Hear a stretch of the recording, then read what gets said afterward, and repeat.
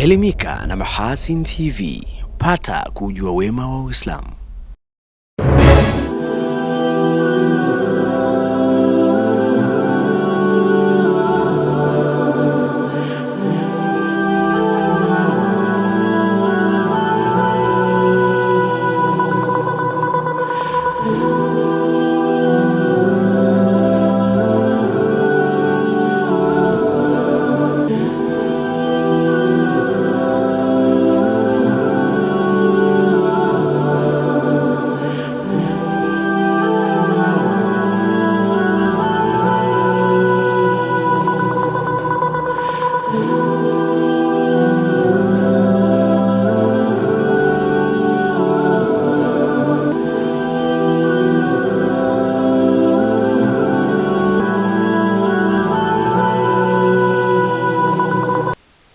Assalamu alaikum wa rahmatullahi wa barakatuh. Haligani mtazamaji wa Mahasin TV popote pale ulipo, karibu sasa katika kapu la habari. Mimi ni Hilali Sefu Riyami ndiye kusomea habari za kitaifa, na katika habari za kimataifa utakuwa naye Saadi Suleiman. Awali ya yote tunaangazia muhtasari wake.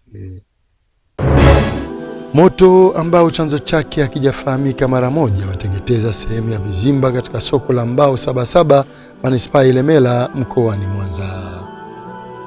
Rais Dr. Samia uzinduzi wa sera ya taifa ya ardhi ya mwaka 1995 toleo la 2023, akieleza kuanza kwa mchakato wa kuchora ramani mpya ya Tanzania. Katika habari za kimataifa, mashirika ya misaada nchini Palestina yakosoa sheria mpya za Israel.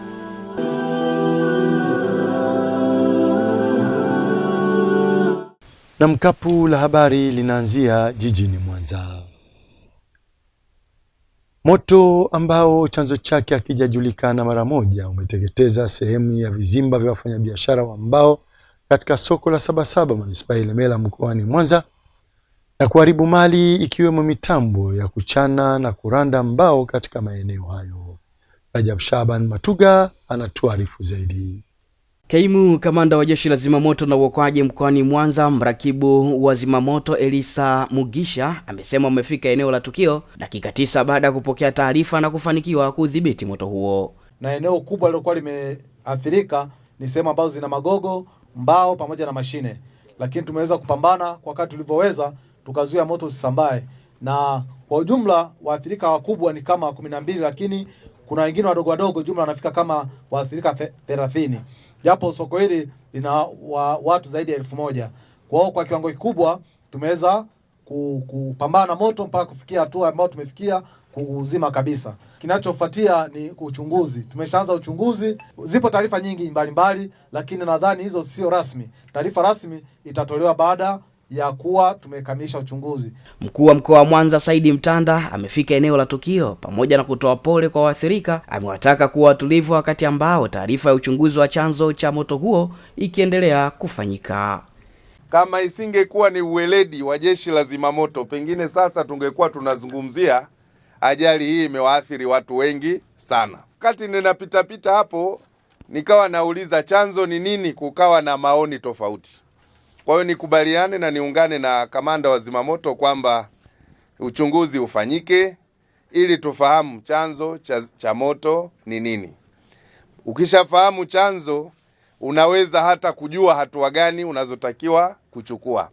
Aidha, Mtanda amewataka wafanyabiashara hao kuzingatia matumizi sahihi ya vifaa vya kuzimia moto kama wanavyoshauriwa na kuelimishwa mara kadhaa na jeshi la zimamoto na uokoaji ili kukabiliana na moto unapojitokeza ukiwa katika hatua za awali. Walio wengi hawana vifaa, lakini hata wangekuwa na vifaa, kamanda akawa ananijulisha hapa wamefanya jitihada kubwa sana za kutoa elimu, lakini bado watu wengi nafikiri wanakuwa hawaamini kwamba inawezekana iko siku majanga namna hii yakatokea kwenye maeneo yao ya kazi. Kwa hiyo wamekuwa kidogo reluctant, kwa Kiingereza, kukubaliana na elimu ambayo inatolewa. Sio mara moja wala sio mara mbili, jeshi la zimamoto limesha kuja hapa kukaa na wafanyabiashara kuangalia namna bora ya kuwaelimisha kuhusiana na masuala ya moto na uokozi. Lakini kidogo wafanyabiashara wa hapa hilo kidogo limekuwa mtihani kwao. Baraza Kuu la Waislamu nchini BAKWATA wilayani Kiteto mkoani Manyara imeingilia kati mgogoro baina ya Waislamu wa kijiji cha Orikishubo kata ya Makame na serikali ya kijiji hicho wanaodai kunyimwa maeneo ya kufanyia ibada ikiwemo sala na mazishi. Saadi Suleiman anaarifu zaidi. Waislamu wa kijiji cha Orikishubo wameeleza kupitia changamoto mbalimbali katika utekelezaji wa maamrisho ya dini yao kwa madai kuwa ni wavamizi katika eneo hilo. Katika kutafutia ufumbuzi sakata hilo, Sheikh wa wilaya Kiteto Omari Fumito akiwa na viongozi wa BAKWATA wilaya wanafika kijijini hapo kukutana na viongozi wa kijiji kujua sababu Waislamu kunyanyasika, kubwa zaidi ikionekana ni ubaguzi wa kidini. Tunachowaomba ndugu zetu, uweni na subira. Uweni na subira kwa sababu hili jambo tumeshalibeba, lakini mheshimiwa DC analo, mtendaji wa kata analo, afisa tarafa analo. Kwa tuendelee kuvumiliana. Tuendelee kuwa na subira. Inna Allaha ma'as-sabirin. Lakini kikubwa ambacho tunachotaka kuwashukuru ni kile cha kutafuta eneo la kufanyia ibada. Wakati mnaendelea kusubiria eneo, mnaswalia wapi? Lakini pia nishukuru, amani inatawala. Nafikiri huko nyuma mlituambia ukiswali unapigwa mgongoni, unaambiwa unanusa ardhi. Hivi kuna aliyopigwa tena? Hakuna, kwa sababu serikali yetu kazi yake kubwa ni kulinda nini? Amani. Kwa hiyo haikutokea, na hili swala la eneo litapatikana tu kwa uwezo wa Mungu. Afisa mtendaji wa kata ya Makame Ibrahimu Mdugi amekiri uwepo wa hali hiyo, huku akiwataka Waislamu kuandika barua ili kupatiwa maeneo ambayo watakuwa nayo huru kutekeleza mambo yao ikiwemo ujenzi wa msikiti na makaburi. Hapa kuna nini? Ngambia mwalimu sema samahani.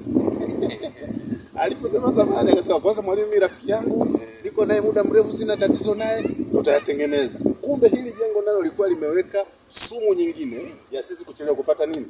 Kupata eneo. Lakini nihakikishie tu kwamba kwa maelezo yale pale na huu utangulizi ambao umetolewa hapa, mimi nitajitahidi sana kufuatilia. Hasa eneo la msikiti tayari limeshazungumzwa, la makaburi pale hadi. Sasa kwa sababu liko kwenye barua yetu mwalimu ameliweka, kwa hiyo eneo atakalotengea tuwaombe eneo atakayotenga kwa ajili ya ujenzi wa msikiti basi tuunganishe na eneo la nini? La makaburi. Hilo mtazungumza na mwenyekiti baadaye, lakini na imani tunapokwenda tunaweza tukapata. Kwa upande wao, baadhi ya viongozi hao wa dini ya Kiislamu wakiongea na Waislamu wa maeneo hayo wamewataka kuendelea kuwa na subra katika kipindi hiki ambacho tatizo hilo linakwenda kushughulikiwa na mamlaka husika. Msife moyo. Haya yalimkuta hata Mtume wetu Muhammad sallallahu alaihi wasallam. Haikuwa rahisi kwamba yeye Mtume sallallahu alaihi wasallam kuisimamia dini mpaka leo hii sisi sote tumekuwa Waislamu. Mtume amepata misukosuko, nafikiri visa vingi mnavijua kwamba mpaka Mtume kangolewa meno. Hakutakiwa Mtume kufanya ibada, lakini nyinyi pia mnakumbana na mazingira hayo na hatimaye Mwenyezi Mungu Subhanahu wa Ta'ala atajalia kheri itapatikana, kwa sababu Mungu ameahidi kwamba hii dini ni ya kwake na atainusuru yeye mwenyewe. Moja, eneo la makaburi. Hiyo sio lazima watu waombe. Sio lazima taasisi iombe.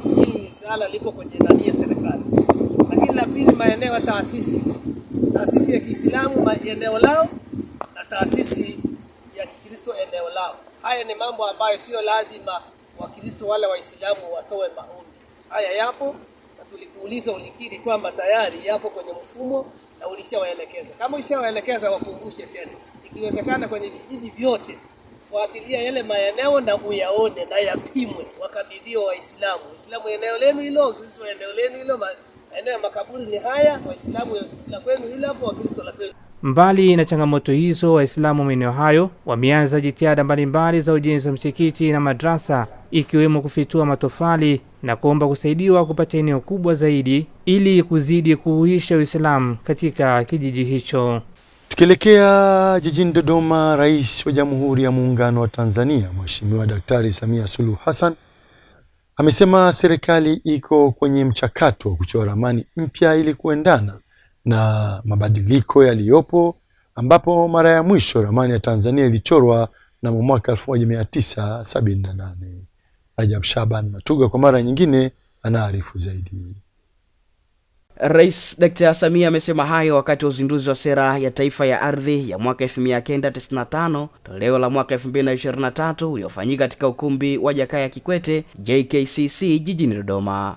Rais Dr. Samia amesema kwa sasa serikali inatekeleza mradi wa mfumo wa miundombinu ya kitaifa ya taarifa za kijiografia ambao ukimalizika utawezesha kuchorwa kwa ramani mpya ya Tanzania. Ramani ya mwisho ilifanywa mwaka 1978 ambao kwa kiasi kikubwa kuna mabadiliko makubwa sana. Hata ukichukua majiji tu, jiji la Dar es Salaam 78 na leo ni mambo tofauti. Kwa tunakwenda kurusha ndege, droni na mambo yote, kuisoma nchi yetu yote, Jamhuri ya Muungano wa Tanzania, na kuchora ramani mpya. Mfumo huu utakuwa na faida kubwa mbili. Kwanza, utatuwezesha kutengeneza mipango yetu kidigitali, ikiwemo mipango ya matumizi ya ardhi na miradi ya kisekta. Lakini pili, itaondoa migongano katika mipango ya matumizi ya ardhi kwa kuziwezesha taasisi za umma kupanga kwa pamoja. Aidha, Rais Dr. Samia amehakikishia uwepo wa misingi iliyowekwa kwenye sera ya ardhi ya mwaka 1995 ya kwamba ardhi ni mali ya umma na rais ndiyo mdhamini kwa niaba ya wananchi wote.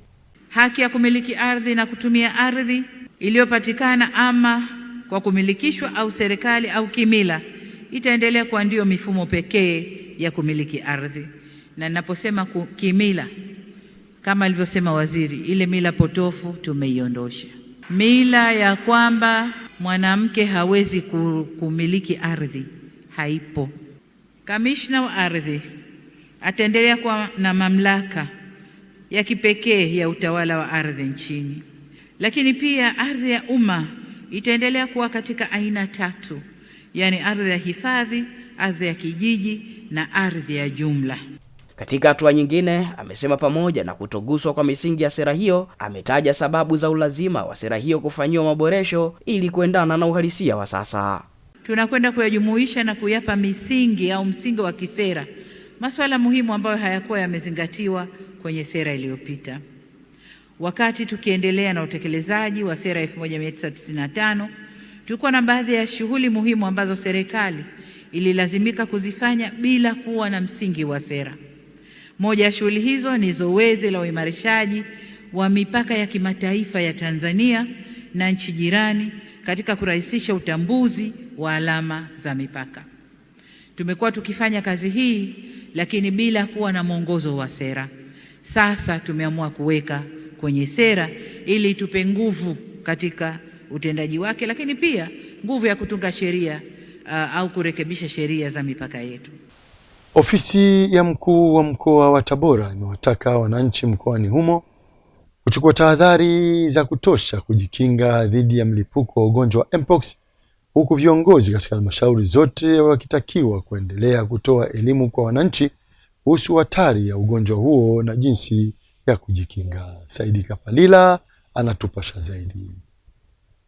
Tahadhari hiyo inakuja wakati mkoa wa Tabora ukiwa ni moja ya mikoa inayopokea wageni wengi kutoka mikoa jirani, hali inayopelekea muingiliano wa watu kuwa mkubwa kutokana na shughuli za kiuchumi. Akizungumza na waandishi wa habari katika kikao maalum, mratibu wa tiba mkoa wa Tabora Daktari Benedict Komba amesema kuwa ugonjwa huu ni wa mlipuko na unasababishwa na virusi ambavyo awali vilianziwa kwa wanyama na kuhamia kwa binadamu. Ugonjwa huu kwa kitaalamu tunauita pia ni zoonotic disease, kwa maana ni ugonjwa ambao asili yake umetoka kwa wanyama kuja kwa binadamu. Baadaye vile vimelea vikiingia kwa mwanadamu vitamsababishia shida, kwa maana vitampa ugonjwa wa Mpox. Na akipata shida ya huu ugonjwa, sasa tunaenda kwa ngazi ya pili ambapo sasa tunaweza tukaambukizana kati ya mwanadamu na mwanadamu. Tumeanza kufanya ufuatiliaji, utambuzi na uchunguzi wa wagonjwa kupitia vituo vya kutolea huduma za afya, lakini pia kuchukua hatua stahiki ili kudhibiti mlipuko wa ugonjwa huu katika mkoa wetu. Hilo ndilo la msingi, kwamba tufanye kila jitihada kuhakikisha kwamba tunajikinga na ugonjwa huu kufika katika mkoa wetu Kwa upande wake, mganga mkuu wa mkoa wa Tabora Daktari Honorata Rutatinsibwa amewatoa hofu wananchi wa Tabora, huku akisisitiza kuwa mkoa wa Tabora uko salama kwa sasa kutokana na kutokuwepo kwa taarifa rasmi kutoka kwa wataalamu wa afya zinazothibitisha uwepo wa mlipuko wa ugonjwa wa Mpox, huku wananchi wakiomba elimu iendelee kutolewa zaidi. Wananchi tunapenda kuwatoa hofu wasiwe na taharuki kuhusiana na ugonjwa. Mpaka sasa mkoa wetu uko salama, lakini kwa sababu tahadhari imetolewa na Wizara ya Afya kwamba mlipuko uko nchini, cha msingi tunachowashauri na kuwahimiza wazingatie ushauri na maelekezo yanayotolewa na serikali pamoja na ushauri unaotolewa na wataalamu wa afya kuhusiana na ugonjwa. Lakini tunaomba pia na serikali ijaribu kuhamasisha kila kitongoji, kila eneo na kila mtaa, hasa maeneo yenye msongamano mwingi wa watu wengi. Ningeomba pia na ningeshauri kwamba zifanyike semina kubwa kwa ajili ya kutoa elimu juu ya huu ugonjwa. Pia itoke wito pia kwa ajili ya kuandaa majarada labda na kulijia mkazo kiufupi swala hili, kwa sababu ni hatari. Inawezekana ikaja baadaye ikapelekea kutokuwa na amani kwa wananchi, kuepukana na kunyanyapana. Kutoka Tabora, Saidi Kapalila, Mahasin TV.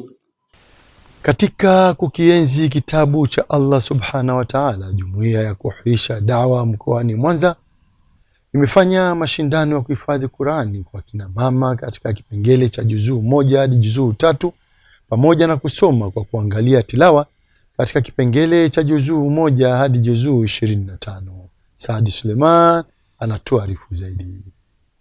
Yauma idhin tuhaddithu akhbaraha bi anna rabbaka awha laha hatta zurtumul maqabir kalla sawfa ta'lamun thumma kalla sawfa ta'lamun. Ni miaka mitatu sasa tangu kuanzishwa kwa jumuiya hiyo ya kuhuisha da'wa mkoani Mwanza, yenye lengo la kuwakutanisha pamoja akina mama kuisoma dini yao. Malengo ya kuanzishwa kwa jumuiya hii ni kuhuisha Uislamu na kuwalingania kina mama juu ya dini yao na kuwafundisha dini. Tulikuwa tumeanza kwa kufanya mihadhara mbalimbali, kisha tukaingia katika kuhamasisha kusoma Qur'ani, na sasa hivi tumefungua madrasa ya kina mama ibtidai pale juu ya Masjidi ya Bedi, wa kina mama wanasoma alhamdulillah. Tumeanzisha jambo hili baada ya kuona kwamba kina mama wengi tuko nyuma katika usomaji wa kitabu cha Allah Tabaraka wa Taala, si usomaji wa tilawa wala wa hifadhi. Kwa hivyo tukaanzisha hili jambo kwa ajili ya kushajiisha watu waweze kuingia madarasani kusoma dini yao, na tangu tumeanzisha haya ni mashindano ya mara ya 3 na alhamdulillah mwitikio ni mkubwa na wanafunzi tulionao wanapiga hatua. Kila penye ushindani panatafutwa mshindi. Je, ni mambo gani yalikuwa yakizingatiwa wakati wasomaji hao wakisoma? Sisi kama majaji tulikuwa katika upande wa hifdhi tulikuwa tunatizama vipengele vinne. Kipengele cha hifdhi pamoja na kipengele cha ahkamu tajwid, kipengele cha sauti, lakini pia kipengele cha makharijul huruf. Ama katika tilawa tulikuwa tunazingatia makharijul huruf pia, lakini pia mim na nunul mushaddada, nunu sakina na mimu sakina pamoja na ahkam zake, lakini pia utamshi mzuri wa maneno ya Kiarabu. Aidha, kwa upande wao baadhi ya washirika mashindano hayo wamesema uwepo wa mashindano hayo ambayo hufanyika kila mwaka ndani ya mwezi wa Ramadhani unawapa fursa kujitathmini na kujipima, kujua maendeleo yao ya kukisoma kitabu kitukufu cha Qur'an. Kusema kweli mimi najisikia furaha sana kushiriki katika usomaji wa Qur'ani, kujipima, kujua kwamba nafikia wapi na naendeleaje. Ushiriki na shiriki mara ya 3. Napenda kuambia kina mama wa Kiislamu tusiwaachie watoto wadogo tu kwa ajili ya mashindano, waone hata sisi watu wazima, haijalishi umri, usomaji wa Qur'ani. Kwa hakika ninajivunia sana kushiriki katika mashindano ya Qur'ani. Nimejifunza vitu vingi na kupiga hatua kuelekea na kuenda mbele ili niweze kuwa msomaji mzuri wa Qur'an. Binafsi nimepata hamasa mwakani biidhnillah nikiwa hai. Naomba Allah aniwezeshe kushiriki kwa sababu nimeuona uzuri wa Qur'ani. Alhamdulillah. Katika hatua nyingine, uongozi wa jumuiya hiyo unatoa wito kwa wahisani, wafadhili pamoja na waumini wa dini ya Kiislamu kuwa sehemu ya ufadhili wa harakati zinazofanywa na jumuiya hiyo. Naomba kila anayeguswa katika jambo hili aweze kutia mkono wake, tuweze kuungana katika kuhamasisha usomaji wa kitabu cha Qur'an cha Allah tabaraka wa taala. Leo hii tumehamasika sana kuona ukumbi huu umejaa mpaka wengine wanatoka nje. Kwa hiyo hapa iko haja kuwa na ukumbi mkubwa kwa ajili ya shughuli kama hizi. Na taasisi ya Dhinurain Islamic ya mjini Iringa imeomba madaktari wa hospitali ya rufaa ya mkoa wa Iringa kujitolea muda wao kusaidia sadaka matibabu kwa watoto yatima wanaolelewa katika vituo mbalimbali mkoani humo. Ramadhan Yahya anatuarifu zaidi. Ombi hilo limetolewa na katibu mkuu wa taasisi hiyo Sheikh Shamsi Al-Mobsie wakati wa hafla iftari iliyoandaliwa na madaktari wa Islamu wa hospitali ya rufaa ya Iringa. Jumuiya isiishie tu katika kualika Waislamu katika mwezi mtukufu wa Ramadhani kufuturu nao, ni jambo zuri, lakini isiishie hapo, bali ipanue wigo kidogo katika huduma nyingine. Kwa mfano, hapa Iringa kuna vituo vya yatima vingi ambavyo vinamilikiwa na taasisi ya Kiislamu, viko viwili. Wale ni watoto wenu wako katika vile vituo. Kama mtaweza kama madaktari na manasi kuweka ratiba ya kujitolea, kuwa mnawapitia, waangalia afya zao, kuwapa ushauri na saha, kuangalia mnawezaje mkawasaidia, wallahi mtakuwa mmefanya huduma kubwa sana, kwa sababu ni watoto wengi wanaokaa katika vituo na matibabu ni gharama, lakini kwenda kuwapa mafunzo kabla ya watu kuugua ni jambo muhimu zaidi. Sheikh Shamsi amesema kitendo cha madaktari hao kualika watoto yatima katika iftari sio tu kimeonyesha usahihi wa watu wanaopaswa kualikwa, bali pia kina malipo makubwa kwa Allah subhanahu wa ta'ala. Tunamwomba Allah subhanahu wa ta'ala awalipe kila la kheri kwa hatua hiyo kubwa ya kuona kwamba wanao wajibu wa kuweza kushirikiana na ndugu zao Waislamu na kualika watoto mayatima na wanaotoka katika mazingira magumu kujumuika nao katika ibada hii ya iftar. Hili ni jambo kubwa, ni jambo adhimu kama lilivyozungumzwa hapo awali na mashekhe waliotangulia, na ni mafundisho ya dini tukufu ya Kiislamu ya kuweza kufuturishana na kuwafuturisha wale ambao wanastahiki kusema kweli kufuturishwa. Akijibu maombi hayo, afisa utumishi mkuu wa hospitali hiyo Dr. Hussein Ali Mrisho ameshukuru Dhinurain kwa wazo hilo na kuahidi kulifanyia kazi. Sheikh Shamsi, lile uliloliongea tumelibeba, tutalifanyia kazi, tutaweka utaratibu, lakini pia muendelee kutukumbuka katika dua.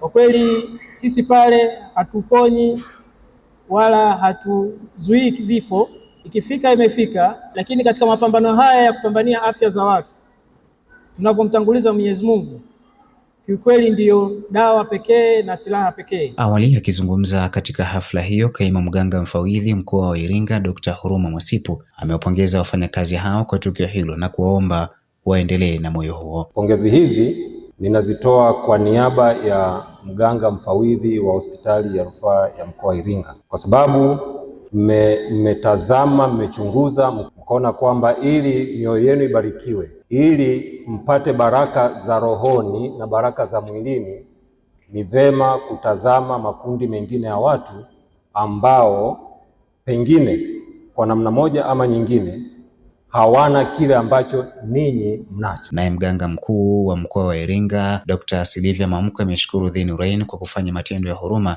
na akakumbushia walivyowahi kujitolea huko Bagamoyo. Mimi sio mgeni wa Dhinurain Foundation, sio mgeni wa JAI, kwa sababu tumefanya kazi kwa pamoja. Labda niwaambie tu, mimi nilikuwa mganga mkuu wa halmashauri ya Bagamoyo kipindi cha nyuma mwaka 2016. Nakumbuka taasisi ya Dhinurain walikuja wakatujengea maternity ward ya kina mama, sehemu ya kujifungulia pamoja na maabara. Sitaka nisahau, ni jengo ambalo lilisaidia ile hospitali ya Bagamoyo na mpaka leo ni kumbukumbu. Nashukuru sana. Nikiripoti kutoka hapa mkoani Iringa, mimi ni Ramadhani Yahya wa Mahasin TV. Na kwa taarifa hiyo kutoka mkoani Iringa ndio kunahitimisha kapu la habari kwa habari za kitaifa. Tupate mapumziko mafupi na kisha turejea hapa kuangazia habari kutoka nje ya mipaka ya Tanzania. Hii ni Mahasin TV, pata kujua wema wa Uislamu. Mahasin TV, channel namba 455 katika kingamuzi cha Azam.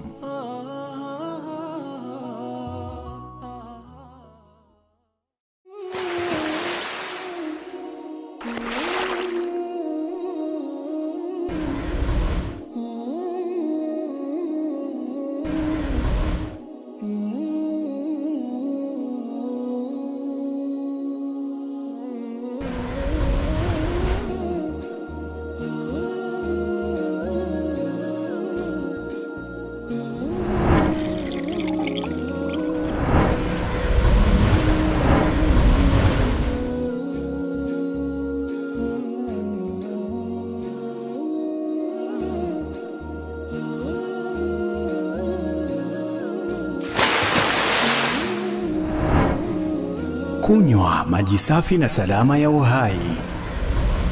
Bidhaa bora ya Bakhresa.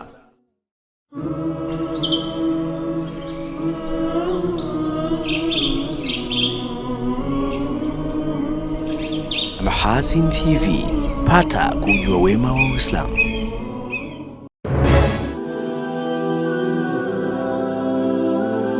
Karibu tena mtazamaji wa Mahasin TV, na sasa ni wasaa kuziangazia habari za kimataifa kama zilivyoandaliwa naye Saadi Suleiman.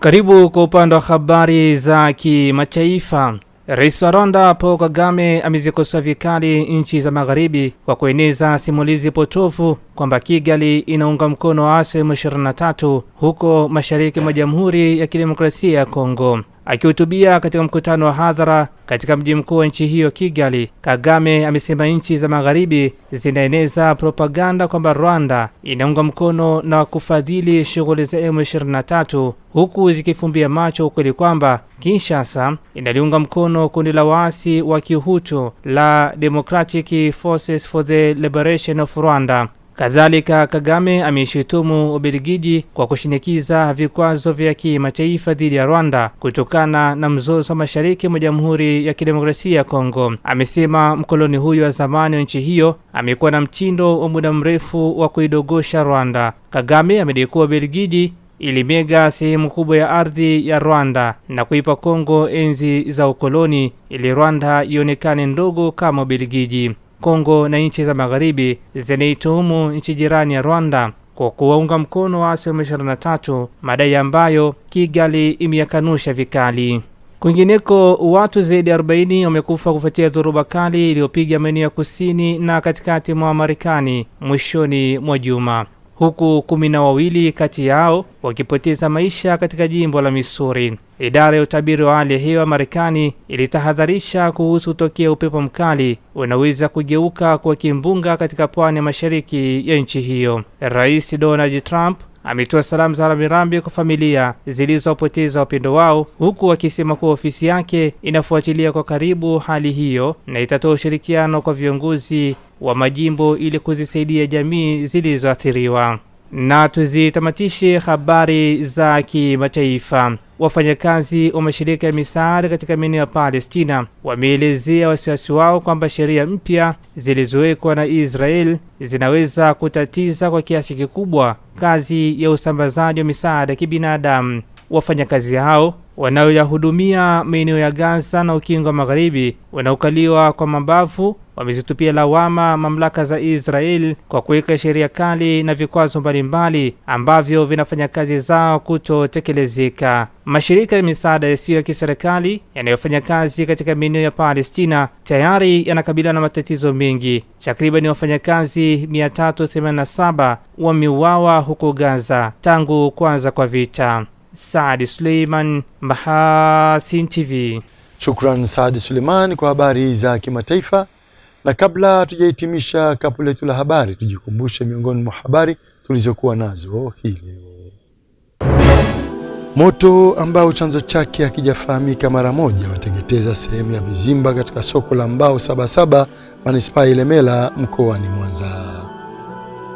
Rais Dr. Samia uzinduzi wa sera ya taifa ya ardhi ya mwaka 1995 toleo la 2023, akieleza kuanza kwa mchakato wa kuchora ramani mpya ya Tanzania. Katika habari za kimataifa, mashirika ya misaada nchini Palestina yakosoa sheria mpya za Israel.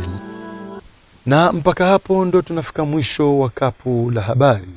Majali wake Maulana, ungana nasi hapo kesho muda na wakati kama huu. Niaba wenzangu wote walifanikisha kuletea kapu la habari, mimi Hilali Sefuria nilikusomea habari za kitaifa, na katika habari za kimataifa ulikuwa naye Saadi Suleiman. Nikutakie utazamaji mwema wa vipindi mbalimbali vinavyoendelea hapa Mahasin TV. Pata kujua wema wa Uislamu. Billahi taufik. Wassalamu alaikum wa rahmatullahi wa barakatuh. Wa Ramadhani mubarak. Asante na kwaherini.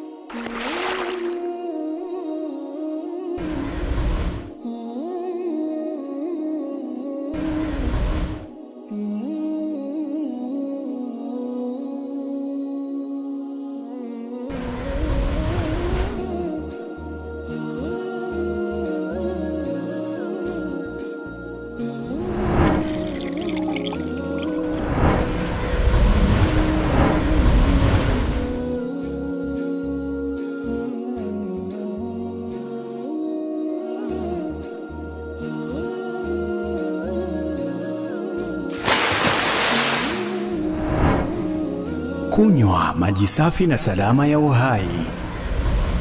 Bidhaa bora ya Bakhresa.